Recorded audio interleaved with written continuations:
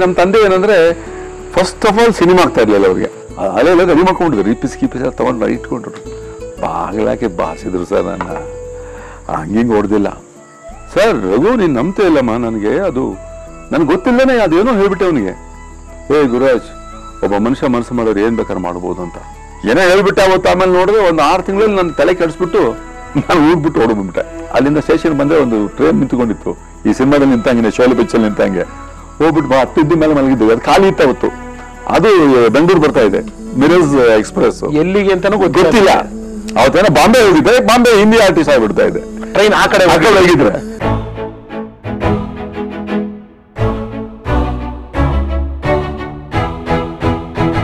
ವೀಕ್ಷಕರೇ, ಸ್ನೇಹಿತರೆ ನಮಸ್ಕಾರ. ನಿಮ್ಮೆಲ್ಲರಿಗೂ ನಿಮ್ಮ ರಘುರಾಮ್ ಮಾಡುವ ಪ್ರೀತಿಯ ನಮಸ್ಕಾರಗಳು. ಮತ್ತೆ ನಿಮ್ಮ ರಘುರಾಮ್ ಬಂದಾಯ್ತು. ಈ 101 ನೆನಪಿನಲ್ಲಿ ಅತ್ಯಂತ ಅಪರೂಪದ ನನ್ನ ಆತ್ಮೀಯ, ನಮ್ಮ ಹಿರಿಯರು, ನಮ್ಮ ಸೀನಿಯರ್ ಆ್ಯಕ್ಟ್ರು, ನಮ್ಮ ಉತ್ತರ ಕರ್ನಾಟಕದ ನಮ್ಮ ಬೆಳಗಾಂ ಹುಡುಗ, ಅವ್ರ ಬಗ್ಗೆ ಹೇಳ್ತಾ ಹೋದರೆ ಪೇಜ್ಗಳಗಟ್ಟಲೆ ಹೇಳ್ತಾರೆ. ಹೇಳಿದ್ರೆ 500ಕ್ಕೂ ಹೆಚ್ಚು ಚಿತ್ರಗಳಲ್ಲಿ ಅಭಿನಯಿಸಿರುವಂಥ ಒಬ್ಬ ಅದ್ಭುತ ಕಲಾವಿದ. ಅವರ ಲೈಫ್ ಸ್ಟೋರಿನೇ ಅದ್ಭುತವಾಗಿದೆ. ಸುಮಾರು ಒಂದು ಕಾಲು ವರ್ಷದಿಂದ ನಾನು ಪ್ರಯತ್ನ ಪಡ್ತಾನೆ ಇದ್ದೀನಿ ಸಾರ್ನ ಇಂಟರ್ವ್ಯೂ ಮಾಡೋದಕ್ಕೆ. ನಮ್ಮ ಕೇಶವ್ ಅಂತ ನನ್ನ ಸಿನಿಮಾಗಳಲ್ಲೆಲ್ಲ ಕ್ಯಾಶಿಯರ್ ಆಗಿದ್ದರು, ಕೇಶವ್ ಗೌಡ್ರು ಅಂತ. ಅವ್ರ ಮೂಲಕ ನನಗೆ ಸಾರ್ ಸಂಪರ್ಕ ಮತ್ತೆ ನನಗೆ ಸಾರ್ ಸಂಪರ್ಕ ನನ್ನ ಟಿ ವಿ ಡೇಸಿಂದನೂ ಇತ್ತು, ಆದರೆ ಮರು ಸಂಪರ್ಕ ಅವ್ರ ಮೂಲಕ ಆಯಿತು. ಸೊ ಕೇಶವ್ಗೆ ಒಂದು ಸತಿ ಥ್ಯಾಂಕ್ಸ್ ಹೇಳ್ತಾ ಈಗ ನಮ್ಮ ಸಾರ್ ಬಗ್ಗೆ ಹೇಳ್ತೀನಿ.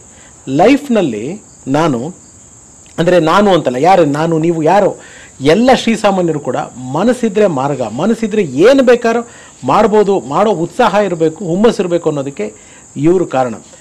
ಇವರು ಪರಾಜಿತರಂತೂ ನಮಗೆ ಅಲ್ವೇ ಅಲ್ಲ. ಇವರು ನಮ್ಮ ಪ್ರೀತಿಯ ತಾಯಿ, ನಮ್ಮ ತಾಯಿನಾಡಿನ ಕನಸಿನ ಒಬ್ಬ ಗಂಡು ಮೆಟ್ಟಿನ ನಾಡಿನ ನಮ್ಮ ಮುದ್ದಿನ ಬ್ರಹ್ಮಾನಂದ ಅವರು. ಗೊತ್ತಾಗಲಿಲ್ವ ಯಾರು ಅಂತ? ಇವರ ಮೂಲ ಹೆಸರು ಬ್ರಹ್ಮಾನಂದ. ಆದರೆ ನಮಗೆ ನಿಮಗೆ ಬೆಳ್ಳಿ ತೆರೆಯಲ್ಲಿ ಇವರು ಪರಿಚಯ ಆಗಿದ್ದು ಚರಣ್ರಾಜ್ ಅವರು. ಶ್ರೀ ಚರಣ್ರಾಜ್ ಸರ್ ಅವರ ತೋಟಕ್ಕೆ ಬಂದಿದ್ದೀನಿ. ಅಲ್ಲಿ ಇವತ್ತು ಅವರ ಒಂದು 101 ನೆನಪನ್ನು ಮಾಡ್ತಾಯಿದ್ದೀನಿ. ಹಾಗಿದ್ರೆ ನಿಮ್ಮೆಲ್ಲರಿಗೂ ಈ 101 ನೆನಪು ಸರಣಿಗೆ ಸ್ವಾಗತ ಸುಸ್ವಾಗತ. ನಿಮಗೆಲ್ಲ ಗೊತ್ತು, ಈ ಕಾರ್ಯಕ್ರಮ ಮಾಡಬೇಕಾದ್ರೆ ನಿಮ್ಮ ರಘುರಾಮ್ ಮುಖಕ್ಕೆ ಬಣ್ಣ ಹಚ್ಚಲ್ಲ, ಬಣ್ಣದ ಮಾತಾಡಲ್ಲ. ಆದರೆ ಬಣ್ಣದ ಲೋಕದ ಅಪರೂಪದ ವ್ಯಕ್ತಿಗಳನ್ನ, ಸತ್ಯಗಳನ್ನ, ಸಾಧಕರನ್ನ ಎಲ್ಲೇ ಇರಲಿ ಹೋಗಿ ಹುಡುಕಿ ಹೆಕ್ಕಿ ಅವರ ಜೀವನದ ಕಥೆಯನ್ನು ನಿಮ್ಮ ಮುಂದೆ ದಾಖಲಿಸೋದು ಮರೆಯಲ್ಲ ಅಂತ ಹೇಳ್ತಾ ಮತ್ತೊಮ್ಮೆ ತಮ್ಮೆಲ್ಲರಿಗೂ ಸ್ವಾಗತ ಸುಸ್ವಾಗತ. 101 ನೆನಪು. ಎಸ್, ನನ್ನ ಜೊತೆಗೆ ಹೋಗಿದ್ದಾರೆ ನಮ್ಮ ಪ್ರೀತಿಯ ಚರಣ್ರಾಜ್ ಸರ್. ಚರಣ್ ಸರ್ ನಮಸ್ಕಾರ. ನಮಸ್ಕಾರ. ಚೆನ್ನಾಗಿದ್ದೀರಾ ಸರ್? ಸೂಪರ್ ಆಗಿದ್ದೀವಿ, ಥ್ಯಾಂಕ್ ಯು. ಒಂದೂವರೆ ವರ್ಷ ಬೇಕಾಯ್ತು ಸರ್. ನಾವು ಬಿಸಿ, ನೀವು ಬಿಸಿ, ಅಲ್ಲಿ ಇಲ್ಲಿ ಪಾಪ ಓಡಾಟ. Finally thank you sir. ನಮ್ಗೆ ಥ್ಯಾಂಕ್ಸ್ ಇಲ್ಲ, ನನ್ನ ಒಂದು ಏನಂದ್ರೆ ಮನಸ್ಸಲ್ಲಿರೋ ಮಾತುಗಳನ್ನ ಮಾತಾಡೋಕೆ ನೀವು ಇವತ್ತು, ಅದು ನನ್ನ ಆತ್ಮೀಯರ ಅಂದ್ರೆ ನನ್ನ ದೇವ್ರ ತರ ಇರುವಂತಹ ಪ್ರಜೆ, ನನ್ನ ಫ್ಯಾನ್ಸ್ಗಳ ಹತ್ರ ಮಾತಾಡಕ್ಕೆ ನೀವು ನನಗೆ ಅವಕಾಶ ಮಾಡಿಕೊಡ್ತಾ ಇದ್ದೀರಾ. ನಾನು ನಿಮಗೆ ತುಂಬಾ, ನಮ್ಮ ಚಾನೆಲ್ ನಲ್ಲಿ ನೀವು ಮಾತಾಡ್ತಾರೆ, ನನಗೆ honour sir. Thank you sir. Yes sir, ನಾನಿವಾಗ ನಮ್ಮ ಚರಣ್ ಸರ್ನ, ಚರಣ್ ಸರ್ ಬೇಡ ಸರ್, ಚರಣ್ ಅಂತ ಕರೀರಿ. ಚರಣ್ ರಾಜ್ ಸರೇ ಬೇಡ ಸರ್. ಇವಾಗ ಬ್ರಹ್ಮಾನಂದ ಕರೀರಿ, ಬೊಮ್ಮು ಅಂತ ಬೇಕು. ಸ್ನೇಹಿತರೆ, ನಾನು ಆಗ್ಲೇ ತಿಳಿಸಿದಾಗೆ ಚರಣ್ ಸರ್ ಅವರ ಮೂಲ ಹೆಸರು ಬ್ರಹ್ಮಾನಂದ. ಸರ್ ಬೆಳಗಾಂ ಹೋಗೋಣ ಸರ್. ಬೆಳಗಾಮು, ಅಲ್ಲಿ ನೀವು 9 ಜನ ಅಣ್ಣ ತಮ್ಮಂದ್ರು, ಅಕ್ಕ ತಂಗಿರು, ಅಪ್ಪ. ಆ ಬಾಲ್ಯ ಹೇಗಿದ್ರಿ? ನಮ್ಮ ಬಾಲ ಬ್ರಹ್ಮಾನಂದ ಹೇಗಿದ್ರು? ಇಲ್ಲ, ಅದೇನಂದ್ರೆ ನಮ್ಮ ತಂದೆ ತಾಯಿ ತುಂಬಾ ಕಷ್ಟಪಟ್ಟು ನಮ್ಮನ್ನ ಸಾಕಿದ್ರು. ಅದು ಅಲ್ಲದೆ ನಮ್ಮ ತಂದೆ ಅಂತೂ ಮಹಾ ಕಷ್ಟಪಡೋರು. ಏನಂದ್ರೆ ಅವ್ರಿಗೇಂದ್ರೆ ಅವ್ರ ಮಕ್ಕಳು ಯಾರ ಹತ್ರನೂ ಹೋಗಿ ಕೈ ಚಾಚಬಾರ್ದು, ಸ್ವಾಭಿಮಾನದಲ್ಲಿ ಬದುಕಬೇಕು. ಅವ್ರು ಸುಳ್ಳು ಆಗ್ತಾ ಇರ್ಲಿಲ್ಲ, ಈ ಕಳ್ತನ ಮಾಡೋದು ಎಲ್ಲ ಆಗ್ತಾ ಇರ್ಲಿಲ್ಲ. ನಮ್ಗೆ ಗೊತ್ತೇ ಇಲ್ಲ ಅದೆಲ್ಲ ನಮ್ಗೆ, ಯಾಕಂದ್ರೆ ನಮ್ಗೆ ಏನೂ ಕಡಿಮೆನೇ ಮಾಡಿಲ್ಲ ನಮ್ಮ ತಂದೆಯವರು.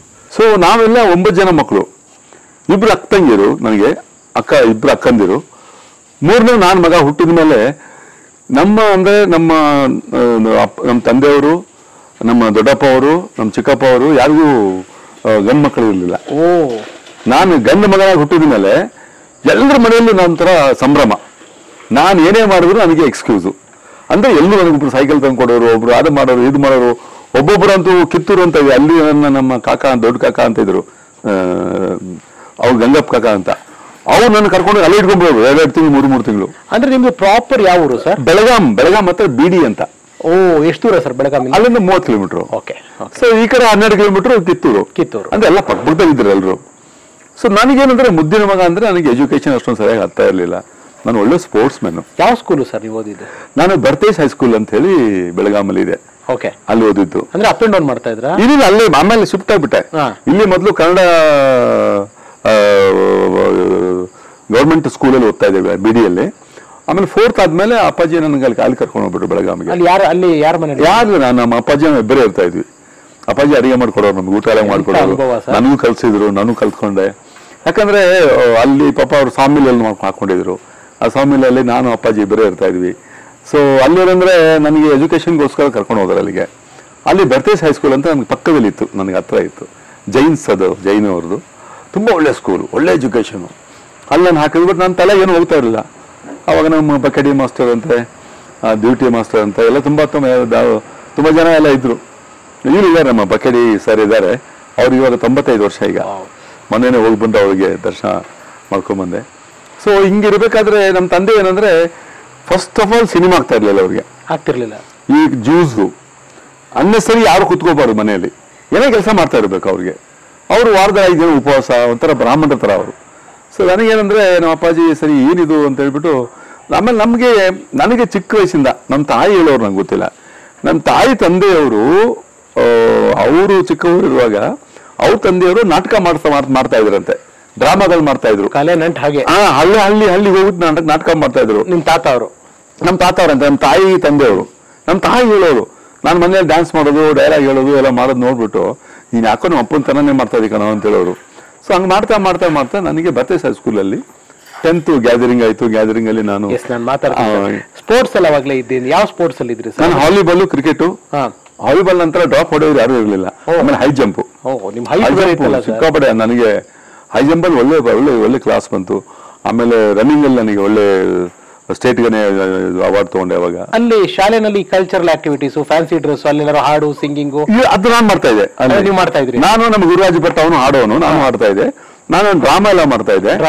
ಡ್ರಾಮಾ ಆಮೇಲೆ ನಾನು ಎಲ್ವಿಸ್ ಪ್ರಿಸ್ಲೆ ದೊಡ್ಡ ಫ್ಯಾನು. ಹೌದು, ಎಲ್ವಿಸ್ ಪ್ರಿಸ್ಲೆಗೆ ನಿಮ್ಮ ಜೀವನಕ್ಕೆ ಒಂದು ತುಂಬಾ ಲಿಂಕ್ ಇದೆ. ಮಾತಾಡ್ತೀನಿ. ಅಕಾಡೆಮಿಕ್ಸ್ ಅಲ್ಲಿ ಹೇಗಿದ್ರಿ? ಓದೋದ್ರಲ್ಲಿ ಹೇಗಿದ್ರಿ? ಓದು ತುಂಬಾ ವೀಕ್. ನನಗೆ ಹೆಂಗಂದ್ರೆ ನಾನು ಪಾಸ್ ಆಗೋ ಕಾರಣನೇ ಒಂದಿದೆ. ಕೆ ಅಂದ್ರೆ ಖಾನಾಪುರ, ನೆಕ್ಸ್ಟ್ ಎಲ್ಲು ನನ್ನ ಕ್ಲಾಸಲ್ಲಿ. ಎಲ್ಲಂದ್ರೆ ಲೋಹಾರ್ ನಮ್ಮ ಮನೆ ಹೆಸರು. ಸೊ ಖಾನಾಪುರ, ಊರು ಖಾನಾಪುರ ಎಲ್ಲಿದ್ದಾನೋ ಅವ್ನು ಹಿಂದೆ ನಂಗೆ ಬರೋದು, ಏನು ಅಲ್ಲ ಅವ್ನ ಪಕ್ಕದಲ್ಲಿ ಬರೋದು, ಹಿಂದ್ಗಡೆ ಬರೋದು. ನನಗೆ ಅವ್ನು ಚೆನ್ನಾಗಿ ಓದೋನು, ಕ್ಲಾಸ್ಗೆ ನಂಬರ್ 1 ಅವನು. ನನಗೆ ಅವನು ವೀರು ಅಂದ್ರೆ ಹಿಂಗ್ ಬರಿದಲ್ಲ, ಅವ್ನು ಹಿಂಗ್ ಬರೆಯೋನು ನನ್ಗೆ ಕಾಣ್ಲಿ ಅಂತ. ನಾನು ಅರ್ಧಂಬರ್ಧ ಬರೋದು. ಜಸ್ಟ್ ಪಾಸ್ಗೆ ಎಷ್ಟು ಬೇಕೋ 30-35 ಮಾರ್ಕ್ ತೊಗೊಂಡ್ಬಿಟ್ಟು ನಾನು ಪಾಸ್ ಆಗ್ತಾ ಇದ್ದೆ. ಸೊ ಈ ತರ ನಾನು ಅಲ್ಲಿ ಪಾಸ್ ಆಗಿದ್ದು. ಬಟ್ ಓದೋದಂತೂ ಇಲ್ಲ, ತಲೆ ಓದ್ತಾ ಇಲ್ಲ. ಗೇಮ್ಸ್ ಏನೇ ಇದ್ರು, ನೀವು ಯಾವ ಗೇಮ್ ಹೆಸರು ಹೇಳಿದ್ರು ಅದ್ರಲ್ಲಿ ಫಸ್ಟ್, ಅದನ್ನ ಯಾರು ಮೀಸರಿಲ್ಲ. ಅಪ್ಪ ಅಮ್ಮ ಓದು ಅಂದ್ರೆ ಏನಾದ್ರು ಬೈದಿರೋದು ಇಲ್ಲ, ಅದನ್ನೆಲ್ಲ ಪಾಪ ಅವಾಗೆಲ್ಲ ಇಷ್ಟೊಂದು ಸ್ಟ್ರಿಕ್ಟ್ ಇರುವಲ್ಲ. ಮಗ ಸ್ಕೂಲ್ ಓದ್ತಾನೆ ಬರ್ತಾ ಇದ್ದಾನೆ ಅಷ್ಟೇ. ಆಮೇಲೆ ಕೆಲವೊಂದು 8th 9th ಅನ್ಸುತ್ತೆ, 9th ಅಲ್ಲಿ ಈಗ ದ ಗ್ರೇಟ್ ಗ್ಯಾಮ್ಲರ್ ಅಂತ ಬಂತು ಪಿಕ್ಚರು. ಅಮಿತಾಬ್ ಬಚ್ಚನ್ ಅವರು. ದೇವಾನಂದ್ ಬಂತಲ್ಲ, ಹಳೇದು ಜಾನಿ ಮೇರಾ ನಾಮ್ ಬಂತಲ್ಲ, ಅದನ್ನ ನೋಡಕ್ಕೆ ನಾನು ನನ್ನ ಫ್ರೆಂಡ್ ಒಬ್ಬರು ಸೇರ್ಕೊಂಡು ಹೋಗಿದ್ವಿ. ನಮ್ಮ ತಂದೆ ಅಲ್ಲಿಂದ ದಾಂಡೇಲಿ ಬರೋರು ಸೌದೆ ತಗೊಳಕ್ಕೆ, ಲೋಡ್ ತಗೊಳಕ್ಕೆ. ಅವ್ರಿಲ್ಲ ಅಂತ ಹೇಳ್ಬಿಟ್ಟು ನಾನು ಸಿನಿಮಾ ಹೋಗ್ಬೋದು. ಅವ್ರು ಹೋಗಿ ಈ ಕಡೆ ಬಂದ್ರೆ ನಾವು ಆ ಕಡೆ ಸಿನಿಮಾ ಹೋಗ್ಬೋದು. ಒಂದೇನೋ ಹೋಗೋರೆ, ಅದೇನೋ ಅಲ್ಲೇನೋ ಪ್ರಾಬ್ಲಮ್ ಆಗಿದೆ, ವಾಪಸ್ ಬಂದ್ಬಿಟ್ಟವ್ರು ಬೇಗ. ನೋಡಿದ್ರೆ ನಾನು ಇಲ್ಲ ಸಾಮಿಲಲ್ಲಿ. ರಾತ್ರಿ 11 ಗಂಟೆಗೆ ಬಂದೆ. ಸಿನಿಮಾ ಪಿಕ್ಚರ್ ನೋಡ್ಕೊಂಡು ಹಾಕೊಂಡು ಜಡಿದ್ರು ಸರ್ ಅವತ್ತು. ಅಂದರೆ ನನ್ನ ಲೈಫಲ್ಲಿ ಫಸ್ಟ್ ಟೈಮ್ ನಾನು ಮಾಡಿ ತಪ್ಪೋದು. ಆಮೇಲೆ ಅವತ್ತಿಂದ ಮತ್ತೆ ಸ್ವಲ್ಪ ಹುಷಾರಾಗ್ಬಿಟ್ಟೆ. ಅವತ್ತು ಅದೇನೋ ನನಗೆ ಗೊತ್ತಿಲ್ಲ, ಸಿನಿಮಾ ಅಂದ್ರೆ ಸ್ವಲ್ಪ ಹುಚ್ಚಿ ಇತ್ತು ನನಗೆ, ಬಟ್ ಅಷ್ಟೊಂದು ಇರಲಿಲ್ಲ. ಸೊ ಆಮೇಲೆ ಗ್ಯಾದರಿಂಗ್ ಅಂತೇಳಿ ಅದು ಇದು ಅಂತೇಳಿ 10th ಪಾಸ್ ಆದೆ. 10th ಪಾಸ್ ಆದ್ಮೇಲೆ ಗ್ಯಾದರಿಂಗ್ ಮಾಡಿದ್ವಿ. ಗ್ಯಾದರಿಂಗ್ ಅಲ್ಲಿ ಆಮೇಲೆ 1 ನಿಮಿಷ ಅದಕ್ಕೆ ಹೋಗಕ್ ಮುಂಚೆ, ಬಂಗಾರದ ಮನುಷ್ಯನೇನೋ ಅಷ್ಟು ಸತಿ ನೋಡಿದ್ರಂತಲ್ಲ ಸರ್ ನೀವು ಬೆಳಗಾಂನಲ್ಲಿ? ಸರ್ 100 ಸತಿ ನೋಡಿದ್ರಂತೆ. 100 ಸತಿ ಮೇಲೆ. ಅದು ರಾಜ್ಕುಮಾರ್ ಅವ್ರು ಬಂದ್ಬಿಟ್ಟಿದ್ರು ಅವಾಗ ಅಲ್ಲಿ ಗೋಕಾಕ್ಕೆ ಆ ಪ್ರಾಬ್ಲಮ್ಗೆ. ಸೊ ಅದೇನಂದ್ರೆ ನನಗೆ ಭಾರತೀಯರು ಸಾಯ್ತಾರಲ್ಲ, ನಾಳೆ ಸಾಯಲ್ಲ, ಇವತ್ತು ನಾವು ಪಿಕ್ಚರ್ ನಾಳೆ ಹೋದ್ರೆ ಮೋಸ್ಟ್ಲಿ ಸಾಯಲ್ಲ ಅಂತ ಅದ್ ನೋಡಕ್ ಹೋಗೋದು ನಾನು. ದೊಡ್ಡ ಫ್ಯಾನ್ ನಾನು ರಾಜ್ಕುಮಾರ್ ಭಾರತೀಯವರು. ಮತ್ತೆ ಹಿಂದಿಯಲ್ಲಿ ಧರ್ಮೇಂದ್ರ ಮತ್ತೆ ಹೇಮಾ ಮಾಲಿನಿ ಅವರು. ನನಗಂತೂ ಅವ್ರಿಬ್ರು ಕಂಡ್ರೆ ಧರ್ಮೇಂದ್ರ ತರ ಬಾಡಿ ಮಾಡ್ಬೇಕು, ಅವ್ರ ತರ ಹಂಗಿರ್ಬೇಕು ಹಿಂಗಿರ್ಬೇಕಂತ. ಈ ಕಡೆ ಅಣ್ಣ ಅವ್ರದ್ದು. ಸೊ ಆ ಹುಚ್ಚೊಂದು ಇತ್ತು. ತುಂಬಾ ಸರಿ ಫ್ರೀ ಇದ್ರೆ ಮೊದ್ಲು ಬಂಗಾರದ ಮನುಷ್ಯನ ಹೋಗಿ ಕುತ್ಕೊಂಡ್ಬಿಡ್ತಾ ಇದೆ. ಅಷ್ಟೊಂದು ನೋಡಿದೀನಿ ಸರ್. 10th ನಿಮ್ದು ಈ ಎಲ್ವಿಸ್ ಪ್ರೆಸ್ಲಿ ಆಗ್ಲೇ ಮಾತಾಡ್ತಾ ಇದ್ರಿ. ಹೌದು. ಅವರ ಒಂದು ಗಿಟಾರ್ ಇಟ್ಕೊಂಡು ಒಂದು ಹಾಡನ್ನ ಹಾಡ್ತೀರಾ? ಹೌದು. ಆ ಆ ಹಾಡಾಗುತ್ತೆ, ಅಲ್ಲಿ ಏನೋ ನಾಟಕನೂ ಮಾಡ್ತೀರಾ. ಹೌದು. ಅದಾದ ನೆಕ್ಸ್ಟ್ ಡೇ ಒಂದು ದಿವಸದ ನಂತರ ಟೈಟ್ಲ್ ಬರುತ್ತೆ. ಹೌದು. ಗ್ರೌಂಡ್ ಅಲ್ಲಿ ಕ್ರಿಕೆಟ್ ಆಡ್ತಾ ನೀವು ಕೂತಿರ್ಬೇಕಾದ್ರೆ ನಿಮ್ಮ ಸ್ನೇಹಿತರು ವೀರು ಅವರು, ವೀರು ಖಾನಾಪುರ್ ಅವರು, ಏಯ್ ಬೊಮ್ಮು ಹೌದು ಆಗ ಎಂಟ್ರಿ ಆಗ್ತಾರೆ ಇನ್ನೊಂದು ಕ್ಯಾರೆಕ್ಟರ್ ಗುರುರಾಜ್ ಭಟ್ರು. ಹೇಳಿ ಸರ್ ಆ ಕಥೆನ. ಅದು ನನಗೆ 3 ಪ್ರೈಸ್ ಬಂತು. ಎಲ್ವಿಸ್ ಪ್ರೆಸ್ಲಿದು ಒಂದು, ಮತ್ತೆ ಯಾರೋ ಅಂತ ಹಾಡು ಹಾಡಿದ್ವಿ. ಆಮೇಲೆ 3ನೇದು ಒಂದು ಹುಚ್ಚಿನ ತರ ಒಬ್ಬ ಡಾಕ್ಟ್ರು, ಅದೊಂದು ಪ್ಲೇ ಮಾಡಿದೆ. 3 ನನಗೆ ಫಸ್ಟ್ ಪ್ರೈಸು. ಸೊ ಅದಾಗಿ ಒಂದು ವಾರಕ್ಕೆ ನಮಗೆ ನಾಳೆ ಸೇರ್ಕೊಂಡು ದೊಡ್ಡಣ್ಣ ಚಾಳ ಅಂತ ಒಂದಿತ್ತು, ಒಂದು ಗ್ರೌಂಡು. ಅಲ್ಲಿ ನಾವು ಎಲ್ಲ ಹೋಗಿ ಕ್ರಿಕೆಟ್ ಆಡಿದ್ವಿ. ಆಡಿದ್ಮೇಲೆ ಸಾಯಂಕಾಲ ಅದು ಬಜ್ಜಿ ಚುರುಮುರೆ ಅದು ಇದು ತರಿಸ್ಬಿಟ್ಟು ತಿಂತಾ ಇದ್ವಿ. ತಿನ್ಬೇಕಾದ್ರೆ ನಮ್ಮ ವೀರು ಖಾನಾಪುರು, ಬೊಮ್ಮು ನೀನು ಸೂಪರ್ ಆಗಿದೆ, ನಾವು ಲೋವರ್ ಅನ್ನೋರು ಬೆಮ್ಮು ಅನ್ನೋರು, ಲೋವರ್ ನೀನು ಸೂಪರ್ ಆಗಿದೆ, ಅದು ಥಿಯೇಟರ್ ಮೇಲೆ ಸ್ಟೇಜ್ ಮೇಲೆ ನೋಡಿದ್ರೆ ಲೋವರ್ ಮನೆ ಹೆಸರು. ಸೊ ಹಂಗೆ ಅಂತ ಹೇಳಿದ್ಮೇಲೆ ನೀನು ಯಾಕೆ ಸಿನಿಮಾ ಟ್ರೈ ಮಾಡ್ಬೋದು? ನಾನು ಇಲ್ಲ ವೀರು, ನಮ್ಮ ಅಪ್ಪ ಗೊತ್ತಲ್ಲ ನಿನಗೆ, 5 ದಿನ ಅವ್ರದ್ದು ಉಪವಾಸ ಅದು ಇದು, ಸಿನಿಮಾ ಅಂದ್ರೆ ಆಗಲ್ಲ ನಮ್ಮ ಅಪ್ಪನಿಗೆ, ಜಾನಿ ಮೇಲೆ ನಾವು ನೋಡ್ಬಿಟ್ಟು ಕೈಕಾಲು ಹೊಡ್ಕೊಂಡ್ಬಿಟ್ಟಿನಿ, ಏನಾಗಲ್ಲಪ್ಪ ಅದೆಲ್ಲ ಆಗಲ್ಲ ಅಂತ ಹೇಳಿದೆ. ಆವಾಗ ಸಿನಿಮಾನ ಅಂತಂದ ಗುರುರಾಜ್ ಭಟ್ಟು. ಇವನ್ ಮುಖ ನೋಡಿದೆ ಹೆಂಗಿದೆ, ಇವನು ಹೋಗ್ಬಿಟ್ಟು ಸಿನಿಮಾ ಆಕ್ಟ್ರಾ ಅಂದ್ಬಿಟ್ಟ. ಸರ್ ರಘು ನೀನು ನಂಬ್ತೇ ಇಲ್ಲಮ್ಮ, ನನಗೆ ಅದು ನನಗೆ ಗೊತ್ತಿಲ್ಲನೇ ಅದೇನೋ ಹೇಳ್ಬಿಟ್ಟೆ ಅವನಿಗೆ. ಗುರುರಾಜ್, ಒಬ್ಬ ಮನುಷ್ಯ ಮನಸ್ಸು ಮಾಡೋರು ಏನ್ ಬೇಕಾದ್ರೆ ಮಾಡ್ಬೋದು ಅಂತ. ಓಕೆ, ಚಾಲೆಂಜ್ ನೀವು ಅಪ್ಪ ಅಂತೂ ಸಿನಿಮಾ ನಿಂಗೆ ಹೊರ ಸಾಯಿಸ್ಬಿಡ್ತಾರೆ, ಸಿನಿಮಾ ಹೋದ್ರೆ ನೀನು ಚಾನ್ಸ್ ಸಿಗಲ್ಲ, ವಾಪಸ್ ಬರ್ತೀಯ, ನಾನೇ ನಿಂಗೆ ಎಲ್ಲರೂ ಕೆಲಸ ಕೊಡಿಸ್ತೀನಿ ಅಂತ ಹೇಳ್ಬಿಟ್ಟ ಸರ್. ಅವತ್ತು ತಗೊಂಡು ಚಾಲೆಂಜು. ಆಮೇಲೆ ನಿಮಗೆ ತುಂಬಾ ಕಡೆ ಏನೋ ಹೀರೋ ಅಂತೆಲ್ಲ ರೇಕ್ಸೋರ್ ಅಂತ ಕಾಲೇಜಿಲ್ಲ ಸರ್, ನಾವು ಸಮಿತಿ ಕಾಲೇಜ್ ಹೋದ್ವಿ. ಆ ಸಮಿತಿ ಕಾಲೇಜ್ ಹೋದ್ರೆ ನಾನು ಅದು 4 ಹುಡುಗಿ ಹಿಡ್ಕೊಂಡ್ಬಿಟ್ಟು ಅವೆಲ್ಲ ಗೊತ್ತಲ್ಲ ಸರ್ ಹಂಗಂತ ಬರ್ತಾ ಇದ್ವಿ. ನೋಡು ನಮ್ಗೆ ಒಂಥರ ನಮ್ಗೆ ಅದು ಏನೋ ಹೇಳ್ಬಿಟ್ಟೆ ಅವತ್ತು. ಆಮೇಲೆ ನೋಡಿದ್ರೆ ಒಂದು 6 ತಿಂಗಳಲ್ಲಿ ನನ್ನ ತಲೆ ಕೆಡಿಸ್ಬಿಟ್ಟು ನಾನು ಊಡ್ಬಿಟ್ಟು ಹೊಡ್ಬಿಟ್ಟೆ. ಅದೇ ಅಲ್ಲಿ ನಿಮ್ಗೆ ರೇಕ್ಸೋರ್ ಅವರು ನೋಡಪ್ಪ ಹೀರೋ ಬರ್ತಾ ನೋಡಪ್ಪ, ಹೀರೋ ಬರ್ತಾ ನೋಡಪ್ಪ ಅಂತ ಹೇಳಿ. ಯಾವ ಕಾಲೇಜು ಚರಣ್ ಸರ್? ಸಮಿತಿ ಕಾಲೇಜ್ ಅಂತ. ಏನು ಸೈನ್ಸ್ ಕಾಮರ್ಸ್? ಏನ್ ನಿಮ್ ಕ್ವಾಲಿಫಿಕೇಶನ್ ಎಜುಕೇಶನ್? ಫಸ್ಟ್ ಇಯರ್ ಅಷ್ಟೇ, ಅದೇ ಲಾಸ್ಟ್. ಓಕೆ. ಅವಾಗ ಒಂದ್ಸತಿ ನಿಮ್ಮ ಫ್ಯಾಕ್ಟ್ರಿನಲ್ಲಿ ನಿಮ್ ತಂದೆಯವರೆಲ್ಲೋ ಹೊರಡ್ತಾರೆ, ಒಂದ್ 6,000 ರೂಪಾಯಿ ದುಡ್ಡು ಬಂದಿದೆ. ಹೌದು, 6,000 ರೂಪಾಯಿ ನಿಮ್ ಮ್ಯಾನೇಜರ್ ಊಟ ಮಾಡ್ಕೊಂಡ್ ಬರ್ತೀನಿ ನೋಡ್ ಬಂದ್ರೆ ಅವ್ರಿಗೆ ದುಡ್ಡು ಕೊಡು ಅಂತ ಹೇಳ್ಬಿಟ್ಟು ಅಲ್ಲಿ ದುಡ್ಡನ್ನ ಸಿನಿಮಾ ಸ್ಟೈಲ್ ಅದು. ಸೊ ನಮ್ಮ ಚರಣ್ ಸರ್ ಎಸ್ಕೇಪ್ ಆಗ್ತೀರಾ. ಆ ಕತೆಗೆ ಬರಕ್ ಮುಂಚೆ ನಮ್ಮ ಬ್ರಹ್ಮಾನಂದ ಅವರು ಚರಣ್ ರಾಜ್ ಆಗಿದೆ ಹೇಗೆ? ಇದೇನಂದ್ರೆ ಇಲ್ಲೇ ಮೇನ್ ಕತೆ. ನಾನು ಫಿಲ್ಮ್ ಆಕ್ಟರ್ ಆಗ್ಬೇಕು ಅಂತ ಸ್ಟಾರ್ಟ್ ಆದ್ಮೇಲೆ ನಾವೆಲ್ಲ ವೀರು ಖಾನಾಪುರ ಮಾತಾಡ್ಬೇಕ್ರಿ, ಹೆಸರು ಸರಿಯಿಲ್ಲ, ಇದು ನಿಮ್ಗೆ ಒಳ್ಳೆ ಹೆಸರು ಇಡಬೇಕು ಅಂತ. ಆವಾಗ ನನ್ನ ಬಿಡಿಯಲ್ಲಿ ನಮ್ಮ ಮನೆ ಮುಂದ್ಗಡೆ ಶೇಷಗಿರಿ ರಾವ್ ಅಂತಿದ್ರು, ನನ್ನ ಫ್ರೆಂಡ್ ರಘು ಅಂತಿದ್ದಾರೆ, ಅವರು ನಿಮ್ಮ ಹೆಸರೇ ರಾಘವೇಂದ್ರ ಅಂತ ಹೇಳಿ. ಸೊ ಅವರು ಅಪ್ಪಾಜಿಯವರು. ನಾನು ಹೋಗ್ಬಿಟ್ಟು ಸುಮ್ಮನೆ ಈ ಥರ ನಾನು ನಮ್ಮ ತಾಯಿ ಇಬ್ರು ಹೋಗಿ ಈ ಥರ ಏನೋ ಚರಣ್ ರಾಜ್ ಅಂತ ಹೆಸರು ಏನಾದ್ರು ಇಡಬೇಕಲ್ಲ ಅಂತ ಅಂದ್ರೆ ಅವರು ಅವಾಗ ಅಂದ್ರೆ ನಮ್ಮ ತಾಯಿ ರವಿ ಆಗ್ಬಿಟ್ಲು, ಇವ್ನು ಹೀರೋ ಆಗ್ತಾನೆ ಗ್ಯಾರಂಟಿ ಅಂತ ಗೊತ್ತಾಯ್ತು. ನಾನು ನಮ್ಮ ತಾಯಿ ಇಬ್ರು ಹೋಗಿ ಶೇಷಗಿರಿ ರಾವ್ ಹತ್ರ ಕೂತ್ಕೊಂಡು ಡೇಟ್ ಆಫ್ ಅಲ್ಲಿ ನಮ್ದು ಹುಟ್ಟಿದಿಲ್ಲ ಅವ್ರ ಕಣ್ ಮುಂದೆನೆ, ನನ್ನ ಡೇಟ್ ಆಫ್ ಬರ್ತಾರೆ ಅವ್ರ ತರ ಇರ್ತದೆಲ್ಲ. ಸೊ ಅದನ್ನ ತೆಗೆದು ನೋಡಿ ಚೇಂದ್ ಇಟ್ಕೊಳ್ಳಿ ಅಂದ್ರು. ಸೊ ಚೇಂದ್ ಇಟ್ಕೊಂಡಂದ್ಮೇಲೆ ಚರಣ್ ಕುಮಾರ್ ಅಂತ ಇಟ್ಕೊಂಡೆ. ಇಲ್ಲಿ ಓಡ್ ಬಂದ್ಮೇಲೆ ಅದೇನೇ ಕೆಲಸ ಮಾಡ್ತಾ ಇಲ್ಲ, ಈ ರಾಜ್ಕುಮಾರ್ ಆ ತರ ಈ ತರ ಹೆಸರು ಕಲ್ಯಾಣ್ ಕುಮಾರ್ ಅಂತ ಹೇಳ್ಬಿಟ್ಟು ನೋಡ್ಬಿಟ್ಟು ಚರಣ್ ರಾಜ್ ಅಂತ ಮಾಡಿದೆ. ಸುಮ್ಮನೆ ಇಲ್ಲೊಬ್ಬರು ಸಾಂಬಲ್ ಸಿಕ್ಕಿದ್ರು ನನಗೆ, ಅದೇ ನಂಬರ್ ನೋಡ್ಬಿಟ್ಟು ನಿಂಗೆ ಈ ನಂಬರ್ ಇಷ್ಟು ನಂಬರ್ ಬರುತ್ತೆ, ನೀವು ಹುಟ್ಟಿದ ಬಗ್ಗೆ ಇಷ್ಟು 27 ಏಪ್ರಿಲ್ಗೆ ಈ ನಂಬರ್ ಕರೆಕ್ಟ್ ಆಗಿರುತ್ತೆ, ನೀವು ಚರಣ್ ರಾಜ್ ಅಂತ ಮಾಡು. ಚರಣ್ ರಾಜ್ ಅಂತ ಮಾಡಿದ ತಕ್ಷಣನೇ 82 ಅಲ್ಲಿ ನನಗೆ ಚಾನ್ಸ್ ಸಿಗ್ಬಿಡ್ತು. Yes sir. ಇವಾಗ ಚಾನ್ಸ್ ಬರೋದಕ್ಕಿಂತ ಮುಂಚೆ ಅಪ್ಪ ಅಮ್ಮನ ರಿಯಾಕ್ಷನ್ ಹೇಗಿತ್ತು ನೀವು ಸಿನಿಮಾ ಮಾಡ್ತೀನಿ ಅಂದಾಗ? ಅಪ್ಪಂದು ಪರ್ಟಿಕ್ಯುಲರ್ಲಿ ಸರ್ ಫಸ್ಟ್ ಅಮ್ಮನ ಹತ್ರ ಹೋಗಿ ಹೇಳಿದೆ, ನಮ್ಮ ತಾಯಿ ಹತ್ರ ಹೋಗಿ, ಅಮ್ಮ ಈ ಥರ ನಾನು ಫಿಲ್ಮ್ ಆಕ್ಟರ್ ಆಗ್ತೀನಿ ಅಮ್ಮ, ಈ ಸಾಮೇಲೆ ಈ ಮೇಲೆಲ್ಲ ಆಗಲ್ಲ ಅಂತ. ನೀವು ಅಪ್ಪನಿಗೆ ಗೊತ್ತಾದ್ರೆ ಏನಾಗುತ್ತೆ ಗೊತ್ತಾ ಅಂತ. ಹಿರಿ ಮಗ ಬೇರೆ. ನಾನು ಪಿಕಪ್ ಮಾಡ್ಕೊಂಡು ಅಪ್ಪನಿಗೆ ಏನೋ ಹೆಲ್ಪ್ ಮಾಡೋಣ ಅಂತ ನಾನಿದ್ದೆ, ಮದುವೆ ಮಾಡ್ಕೊಂಡು ಆರಾಮಾಗಿ ಅಲ್ಲೇ ಇರೋಣ ಅಂತ. ಆಮೇಲೆ ನಮ್ಮ ತಾಯಿ ತಂದೆಗೆ ಹತ್ರ ಹೇಳ್ಬಿಟ್ಟವ್ರೆ ಹಿಂಗೆ ಅಂತ ಹೇಳ್ಬಿಟ್ಟು.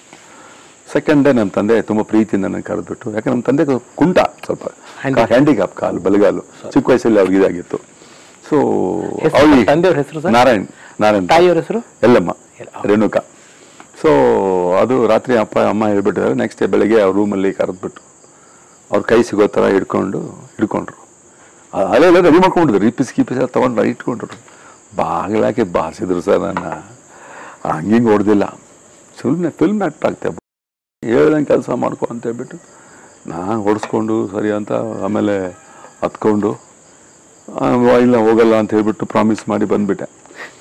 ಆಮೇಲೆ ಸೆಕೆಂಡ್ ಡೇ ಬೆಳಗ್ಗೆ ಸ್ಕೂಲ್ಗೆ ಹೋದ್ರೆ ಕಾಲೇಜಿಗೆ ಹೋದ್ರೆ ನಮ್ಮ ಮಗ ಇವನ್ ಬೇರೆ ರೇಗಿಸ್ತಾವನೆ ಭಟ್ರ ಕಥೆ ನಡೀತಾ ಇದೆ.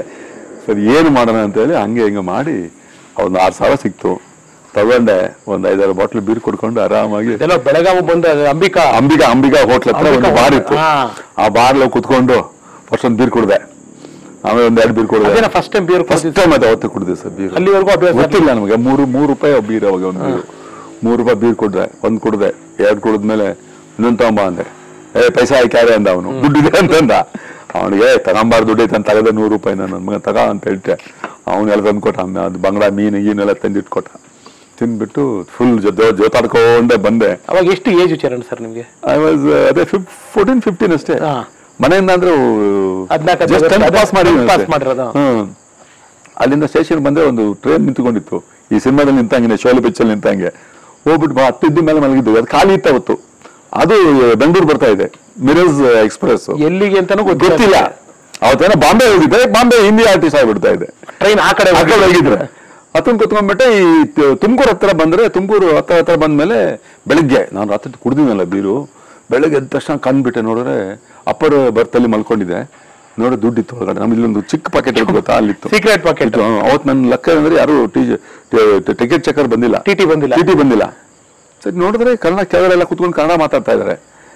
ನಾನು ಕೆಳಗಡೆ ನೋಡಿದೆ. ಸರ್ ಈ ಟ್ರೈನ್ ಎಲ್ಲಿ ಹೋಗ್ತಾ ಇದೆ ಅಂದ್ರೆ, ಬಂತು ಬೆಂಗಳೂರು ಹತ್ರ ಬರ್ತಾರೆ. ಬಂದ್ರೆ ಇಡೀ ಕೆಳಗಡೆ ಕುತ್ಕೋ ಜಾಗ ಇಲ್ಲ ಅಂದ್ರು. ಅಷ್ಟು ಹುಡುಗರು ಒಂದು 2-3 ಜನ ಮೇಲೆ ಎತ್ಬಿಟ್ರು. ನನ್ನ ಪಕ್ಕದಾಗ ಕೂತ್ಕೊಂಡ್ರು. ನಾನು ಹೇಳ್ಬಿಟ್ಟು ಬಾತ್ರೂಮ್ ಹತ್ರ ಹೋಗಿ ಬಂದು ಇಳಿದ್ಬಿಟ್ಟು ನಡ್ಕೊಂಡು. ಅವಾಗ ಇಲ್ಲಿತ್ತಲ್ಲ ಮಜಾ, ನಮಗೆ ಈ ಕೆರೆಯಲ್ಲಿತ್ತು ಬಸ್ ಸ್ಟ್ಯಾಂಡು. ಸೊ ಬಂದ್ಬಿಟ್ಟು ಅಲ್ಲಿಂದ ಟ್ರೈನಿಂದ ಬಂದು ಆ ಕೆರೆಯಿಂದ ಬಂದು ಮೇಲೆ ಬಂದ್ರೆ ಇದು ಸುದರ್ಶನ್ ಹೋಟ್ಲ್ ಅಂತ. ಅವಾಗೆಲ್ಲ ಬ್ರೋಕರ್ ರೂಮ್ ಬಂದ ತಕ್ಷಣ ಬಂದವನು. ಒಬ್ಬ ಹುಡುಗ ಬಂದ. ರೂಮ್ ಅವನು ಅದೇನು 10 ರೂಪಾಯಿ 6 ರೂಪಾಯಿ ಫಿಕ್ಸ್ ಮಾಡಿದ್ವಿ. ಸುದರ್ಶನ್ ಲಾಜ್ ಇವತ್ತಿದೆ ಅದು. ಸಂತೋಷ್ ಹೋಟ್ಲ್ ಥಿಯೇಟರ್ ಎದುರುಗಡೆ.